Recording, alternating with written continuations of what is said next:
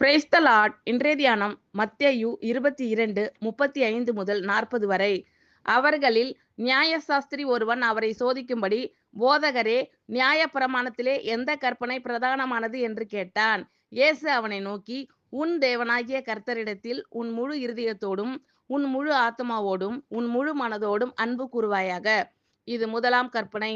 இதற்கு ஒப்பாய் இருக்கிற இரண்டாம் கற்பனை என்னவென்றால், உன்னிடத்தில் நீ அன்பு கூறுவது போல பிறனிடத்திலும் அன்பு கூறுவாயாக என்பதே. இவ்விரண்டு கற்பனைகளிலும் நியாயப்பிரமாண முழுமையும் தீர்க்க தரிசனங்களும் அடங்கியிருக்கிறது என்றார். அவர்களில் நியாயசாஸ்திரி ஒருவன் அவரை சோதிக்கும்படி, போதகரே, நியாயப்பிரமாணத்திலே எந்த கற்பனை பிரதானமானது என்று கேட்டான். இயேசு அவனை நோக்கி, உன் தேவனாகிய கர்த்தரிடத்தில் உன் முழு இருதயத்தோடும் உன் முழு ஆத்மாவோடும் உன் முழு மனதோடும் அன்பு கூறுவாயாக. இது முதலாம் பிரதான கற்பனை.